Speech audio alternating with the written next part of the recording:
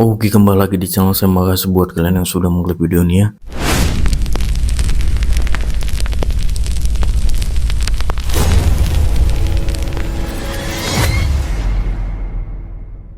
Gimana kabar kalian hari ini? Baik-baik saja kan? Kali ini saya membahas terkait Bu Megawati yang kali ini ikut-ikutan terkait ijazah Pak Jokowi. Ikut menyentil, ikut menyenggol. Nah, kita lihat ya kali ini Opung membahasnya bagaimana.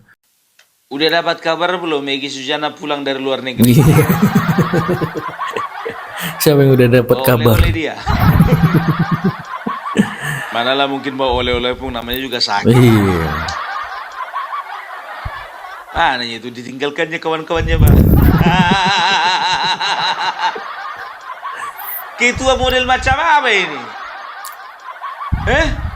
Coba kawan-kawannya ditinggalkannya menghadapi masalah pergi dia ke luar negeri. Iya. Lo sakit pun alasan itu. Sakit ya kan. Coba bayangkan kalian, Rizal Fadila ditinggalkannya wakil ketua itu. Tifa ditinggalkannya, Rismon ditinggalkannya, Roy ditinggalkannya. Pergi dia ke luar negeri. Udah kena mental kawan ini Pak. Udah kena mentalnya. Trauma nih ya. Trauma mendalam dia. Ya kalau gaya di depan media sosial, galaknya minta ampun. Kita akan pastikan Joko Widodo akan dipenjara. Gitu dipanggil polisi, lari. Percuma kau ada di dalam situ orang Batak, ya kan? Masa nggak bisa dimentori kau bagaimana punya mental pemberani? Dipertanyakan berarti kebatakannya. Iya. Ada rupanya orang Batak itu yang ngomongnya enggak, bukan orang Batak itu, bukan. Ngomongnya aja mirip sama orang Batak, tapi orang Batak nggak akan pernah bikin rusuh di negara ini. Betul ya. Betul tuh. Oh, kukira yang ngomongnya babi ini adalah pejuang. Siapa itu? Kalian pasti Dia tahu. berbicara bukan hanya berbicara omong kosong. Ini tergantung kepada penelitian yang saintifik. Bapak Joko Widodo. Mirip kali ya. Udah Pak, menyerah saja lah Bapak. Itu karena Vian, polisi bangsa harus dihukum mati. Apa itu Bapak Prabowo tidak berani memecat institusi gitu? Karena takut kepada Joko Widodo. Ternyata presiden kita ditertawakan negara lain. Nggak begitu orang Batak. Iya. Enggak, kayak gitu itu enggak apa namanya, enggak semua orang Batak kayak gitu. Enggak. Enggak. Makanya dari semua itu enggak orang Batak. Iya. Ya, orang Batak enggak pernah seperti itu. Iya, kayak beli marga nih. Itu dia. Ini rela mematikan kawan demi dia. Nah, enggak orang Batak namanya. Orang Batak itu rela mati demi kawan. Betul. Nggak pernah dia itu rela mematikan kawan demi dirinya. Nggak pernah. Ketua. Jadi kayak gini modelnya ketua. Mulut serigala, mental kecoa.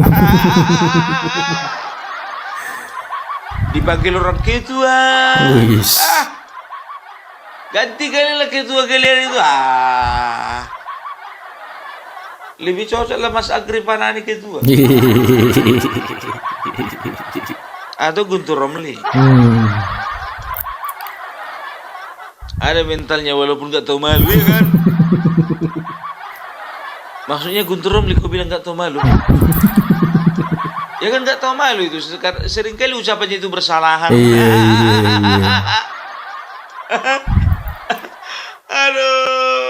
Aduh ya. Sekarang bicara Guntur Romli, kita bicara dulu tentang yang namanya Megawati. Gak kangen kalian kita bahas yang satu ini? Itulah Pung, ngeri kali kau. Ha? Hasto luput dari perhatianmu sekarang ini ya Pung ya.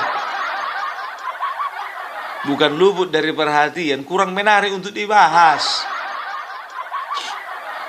Ya kan? Nah, sekarang Megawati ya udah mulai nyindir-nyindir masalah ijazah Bapak Joko Widodo. Apain bikin gaduh?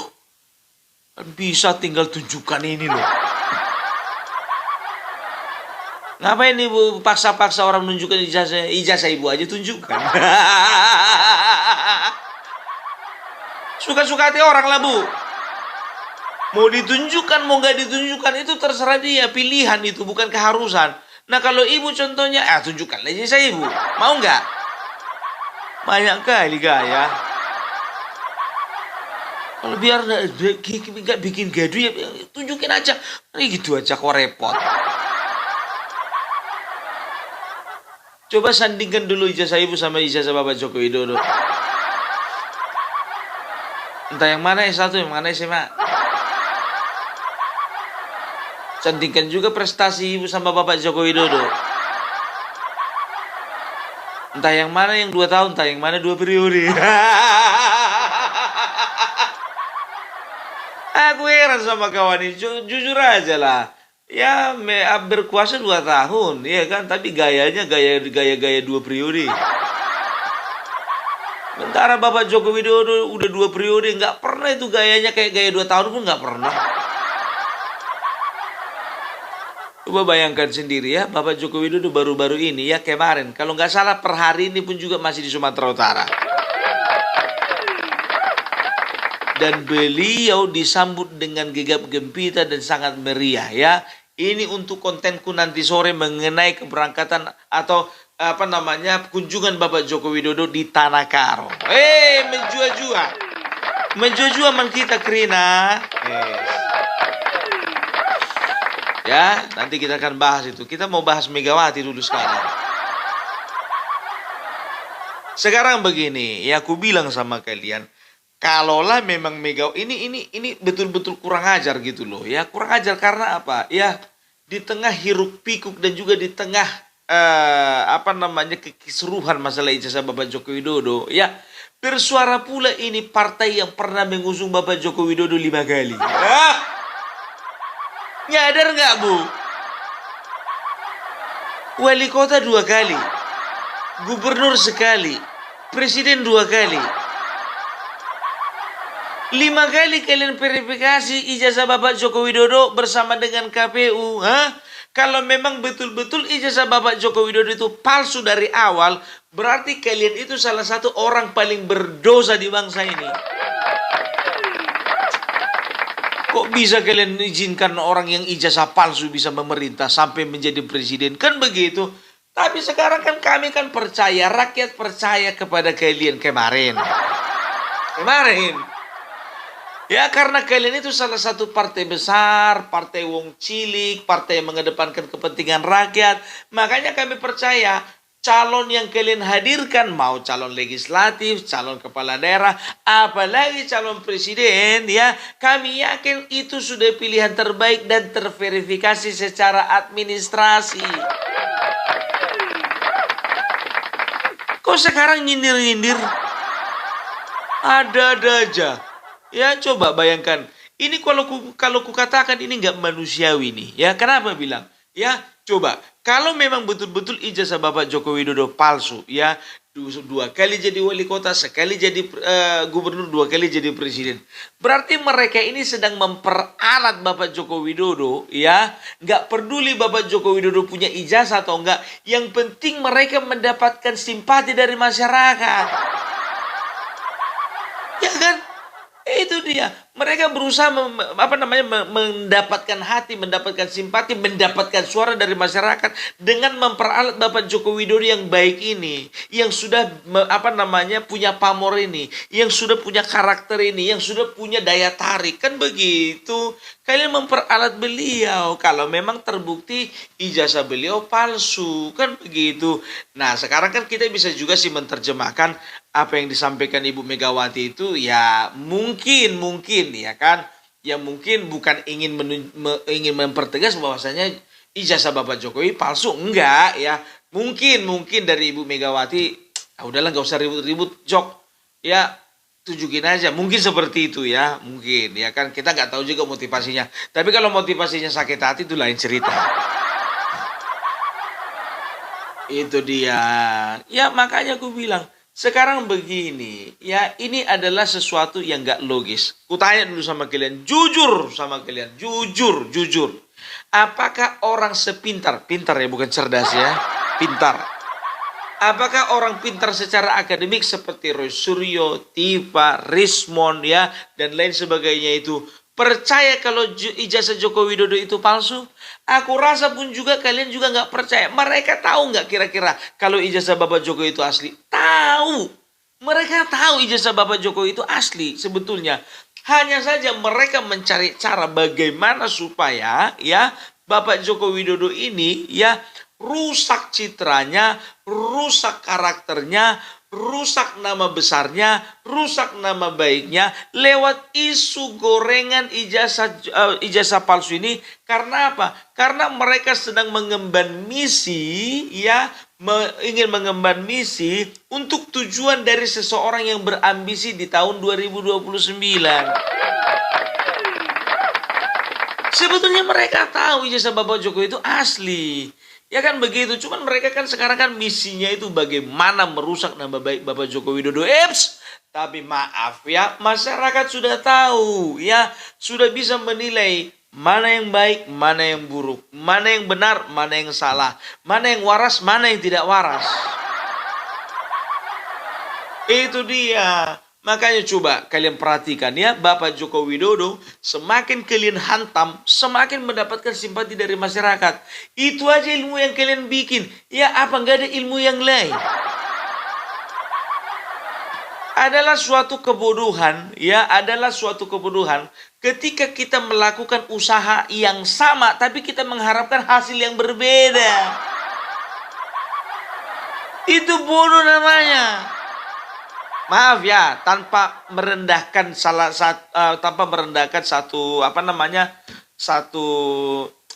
pekerjaan ya.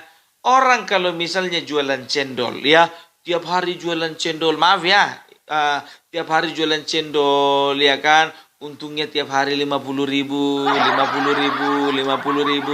Sementara dia punya anak ya, anaknya 3, punya istri 1, anaknya 3, istri 1, anak 3, istri 1. Itu yang dipikirkannya tiap hari. Untungnya cuma 50.000. Apa berani dia berharap dia punya jet pribadi? Enggak kan, karena apa? Ya udahlah, yang penting bisa makan, itu aja. Nggak pernah dia kepikiran beli pesawat, beli jet pribadi, beli limosin, ya kan, beli apartemen, beli kolam renang sebesar 2 kali lapangan bola. Nggak pernah kepikiran itu.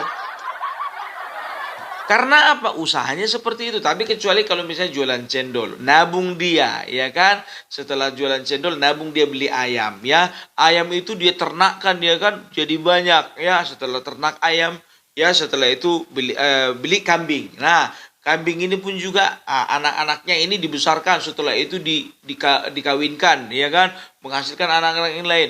Dijual, beli sapi, ya kan. Beternak sapi tadinya itu cuma 5 sapi. Nah, dia bisa punya peternakan sapi ada sekitar 500 ekor. Nah, baru di situ dia bisa bermimpi untuk beli helikopter. Nah, ini usaha yang kalian lakukan itu terus.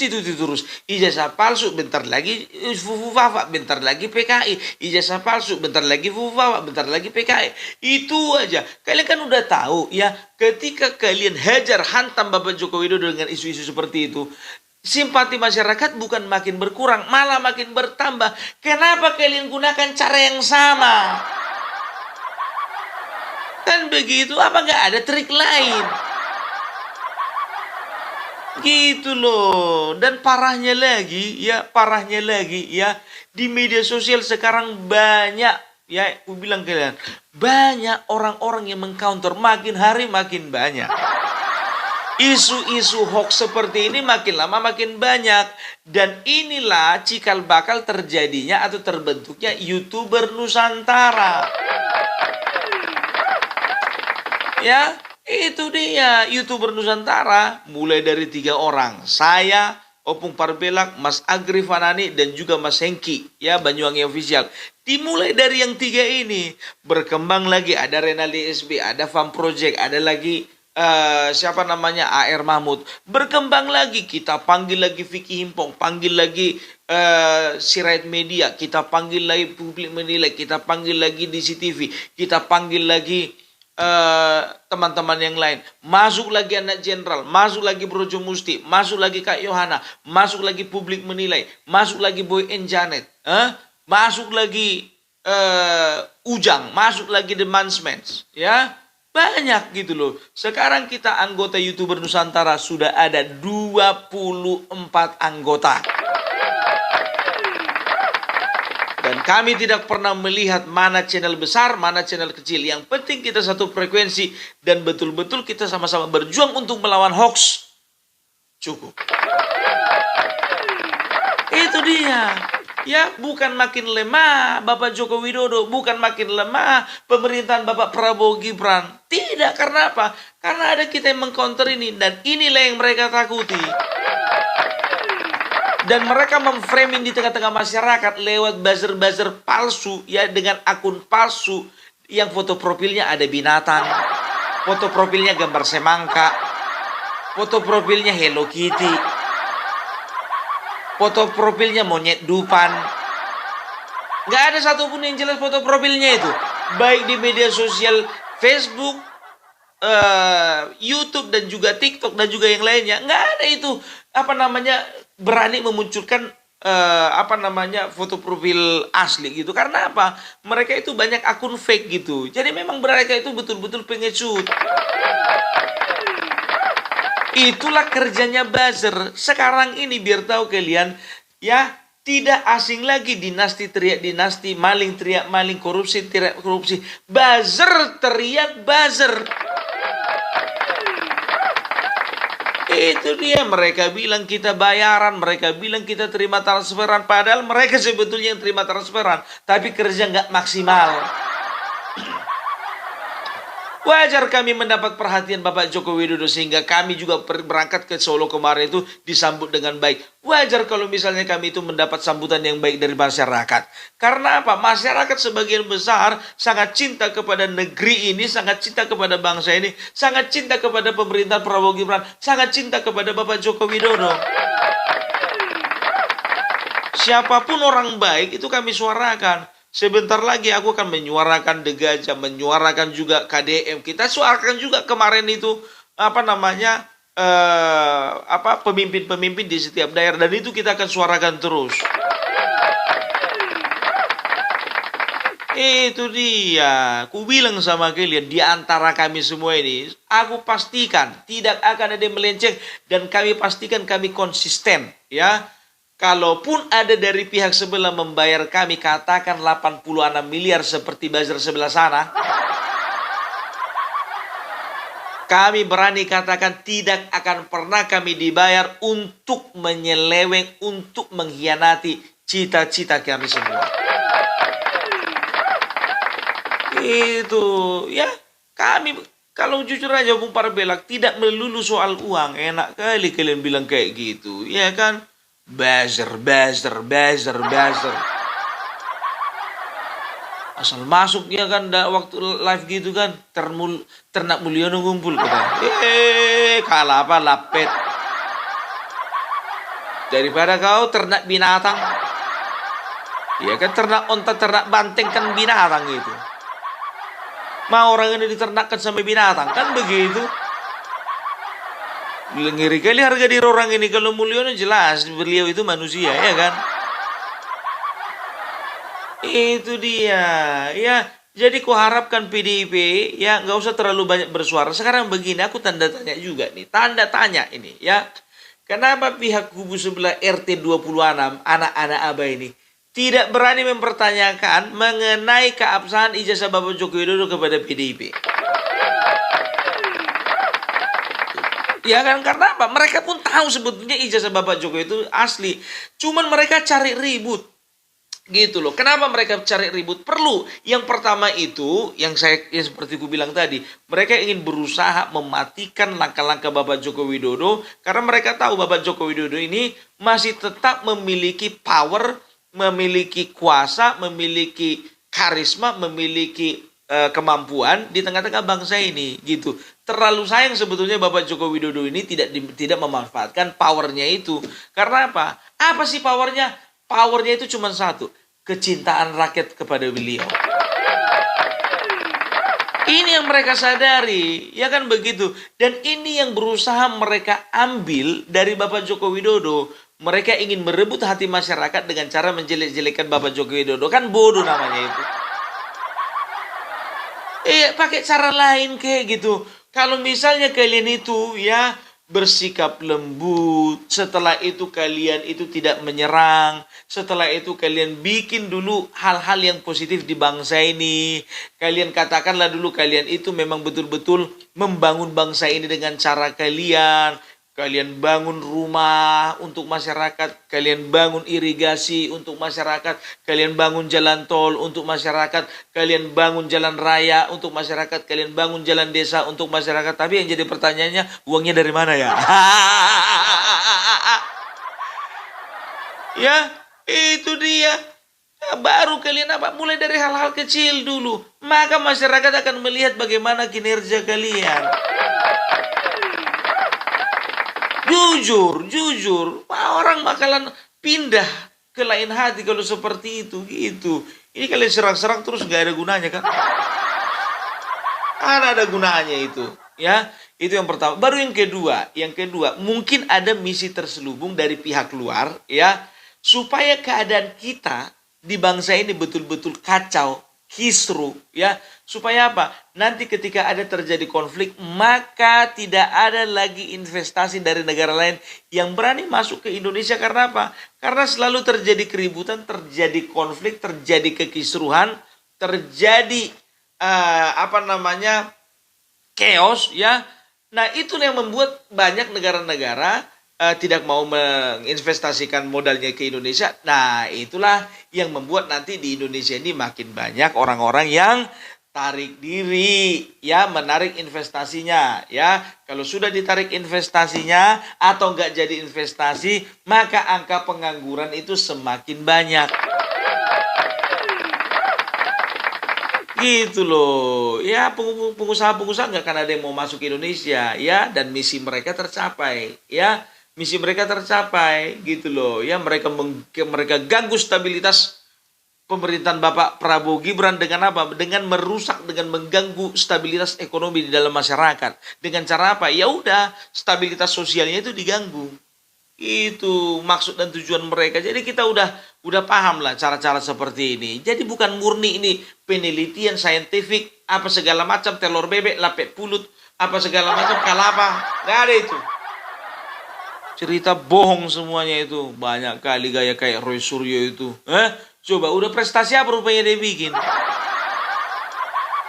Prestasi apa? Coba tanya dulu. Semenjak dia jadi Menpora, ya, udah apa dia bikin untuk olahraga di bangsa ini? Untuk pemuda di bangsa ini. Jadi apa? DPR juga jadi apa? Boro-boro mau jadi apa-apa. Sedangkan lagu Pancasila aja, lagu Indonesia Raya juga nggak hafal. Gitu loh. Rismon emangnya udah bikin apa?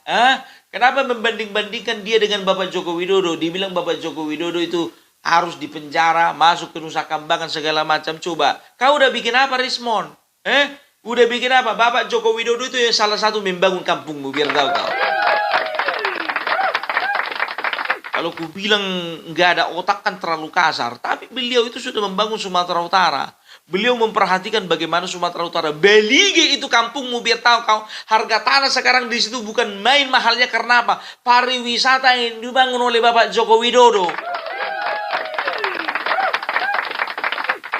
Sebentar dulu, memang dari Belige kau bilang dia bukan orang Batak nih. Ya ngaku-ngakunya kan dia Belige, dia bikin akun TikTok, akun YouTube, Belige Academy. Ngaku-ngaku mungkin dia, ya kan? Itu dia. Coba isi kepala di mana coba, ya? di kampungmu itu ada namborumu, ada tulangmu di situ, ada juga mungkin babatuamu, ada juga di situ opungmu, di situ kuburan opungmu, di situ juga banyak keluargamu bikin usaha. Beli ke salah satu daerah destinasi wisata. Aku berapa hari kemarin di Belige 3 hari, begitu luar biasanya cantiknya Belige itu dibangun ya bersama pemerintah pusat dan juga pemerintah provinsi bangun itu Belige. Ini kau bilang Bapak Joko Widodo nggak ada apa-apanya. Kau apa rumahnya udah kau bikin di kampungmu? Ku tanya dulu sama kau. Sedangkan kau yang orang kampung sendiri juga nggak ada yang kau bikin apa-apa. Bapak Joko Widodo kau bilang nggak bisa bikin apa-apa. Kalah apa? Lapet kau. Pembohong Joko Widodo, pembohong. Sedangkan pembohong bisa membangun bangsa ini. Kalau kau orang jujur juga nggak bisa kau bangun apa-apa. Lebih baguslah kami pilih pembohong, tapi dia bisa membangun bangsa ini daripada kalian yang katakan kalian itu orang jujur, tapi kalian nggak bisa bikin apa-apa.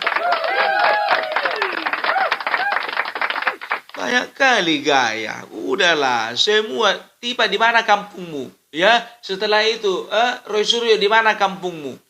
Banyak kali gayamu. Seluruh Indonesia ini merata pembangunan dibikin Bapak Joko Widodo. Heran, ya. Ini ada aku mau bacakan ini biar tahu kalian, ya. Ini kiriman dari seseorang, ya, memang betul-betul concern dengan situasi politik dalam negeri, ya. Ini kalau ku bilang sama kau, ini kalau kau memang betul-betul apalah, ya, malu kalian. Lihat ini.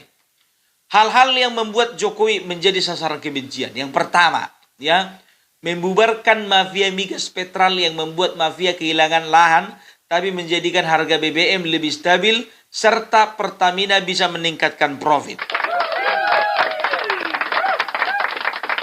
Yang jadi pertanyaan, Pung, ada nggak kira-kira di belakang orang ini mafia migas? Bisa jadi. Bisa jadi. Aku kan bisa lebih katakan bisa jadi, bukan pasti kan. Yang kedua, mengambil alih Freeport dan blok rokan dari Chevron sehingga hasil profitnya menjadi lebih besar untuk bangsa Indonesia. Kira-kira di belakang mereka ada negara lain nggak? Bisa jadi. Bisa jadi negara yang sakit hati oleh karena perusahaannya dicabut. Aduh. Ya, yang ketiga, membuat harga BBM sama dari Aceh sampai Papua yang membuat semua penduduk Indonesia merasa setara, tidak ada yang dianaktirikan. Nah, sekarang begini, kira-kira ya, sudah bertahun-tahun di Papua itu, ya kalau harga minyak, kalau harga BBM di Pulau Jawa 10.000, di sana mau 50.000. Kira-kira ada tidak di situ campur tangannya mafia-mafia, ya? Mafia-mafia bisnis atau pebisnis-pebisnis nakal, ya ada pasti, dan mereka merasa terancam, merasa terusik karena apa? Lahan bisnisnya sudah dirusak oleh Bapak Joko Widodo. Next, yang keempat, ya, membangun jalan tol ribuan kilometer selama 10 tahun yang jauh melebihi pembangunan jalan tol selama 40 tahun sebelumnya. Demikian juga LRT, MRT, kereta cepat yang sebelumnya hanya ada dalam mimpi bangsa Indonesia, ya. Jadi mereka ini benci karena apa? Mungkin saja mereka yang benci ini adalah mereka yang nggak dapat tender, nggak dapat proyek, ya kan? Nah, itu dia. Ada nggak? Ada, bisa jadi. Ya. Yang kelima, Bapak Joko Widodo sudah membangun dan memperbaiki ribuan kilometer jalan terlebih di daerah tertinggal sehingga mobilitas orang serta kelancaran perekonomian sangat terbantu. Ada nggak orang-orang yang memanfaatkan kerusakan jalan raya ya demi bisnis mereka? Ada. Kan begitu. Contohnya di Bali. Di Bali itu sebetulnya sudah dirancang untuk jalan tol kayak di Mengwi Gilimanuk gitu ya. Sebetulnya sudah kalau jadi itu barang ya, sebetulnya itu akan lancar ya. Transportasi atau arus lalu lintas itu akan lancar dari Mengwi ke Gilimanuk. Nah, masalahnya kalau misalnya situasi tidak lancar, kan yang diuntungkan kan ada beberapa juga pihak yang diuntungkan oleh karena ketidaklancaran itu kan. Misalnya ada usaha-usaha ya yang akan tetap jalan kalau misalnya mobil lalu lalang di situ. Tapi kalau udah di jalan tol contohnya udah nggak ada mobil lalu lalang kan artinya kan usaha mereka jadi terancam. Next, setelah itu ya membangun puluhan bendungan yang membantu kelancaran irigasi untuk membantu kesejahteraan petani ya. Bendungan untuk irigasi yang membantu kesejahteraan petani ya. Kenapa petani bisa sejahtera? Karena hasilnya maksimal. Kenapa hasilnya bisa maksimal? Oleh karena ada peran serta pemerintah dalam hal apa? Pengadaan pupuk, setelah itu pembangunan irigasi. Nah, ya sehingga ketika pertanian bisa maksimal, kita bisa swasembada pangan dan kita tidak impor lagi. Siapa yang dirugikan di sini? Adalah perusahaan ekspor impor. Ada nggak kira-kira mereka benci sama Joko Widodo? Sangat gitu loh. Yang selama ini sudah sangat sudah sangat kaya gitu, sangat sejahtera oleh karena apa? Impor-impor yang mereka lakukan. Next, ya. Yang ketujuh, membangun puluhan bandara dan pelabuhan yang memudahkan kelancaran arus barang dan jasa. Yang delapan, Bapak Joko Widodo juga membangun daerah-daerah perbatasan sehingga menjadi layak dan representatif serta membanggakan bagi penduduk di daerah perbatasan. Ya. 9, melakukan hilirisasi hasil tambang sehingga digugat negara Eropa dan negara-negara maju yang merasa tidak bisa lagi menjajah Indonesia seperti puluhan tahun sebelumnya. Nah, salah satu yang membuat Bapak Joko Widodo dibenci ini, ya ini hilirisasi ini gitu loh ya. Hilirisasi ini yang bikin bangkrut banyak perusahaan di Eropa. Kan begitu. Dan tidak menutup kemungkinan perusahaan-perusahaan itu ya bikin kisruh di bangsa ini supaya apa? Supaya hilirisasi dibatalkan. Ya, tapi maaf 1000 kali maaf ya, Bapak Joko Widodo, Bapak Prabowo sudah komitmen untuk tetap melanjutkan hilirisasi.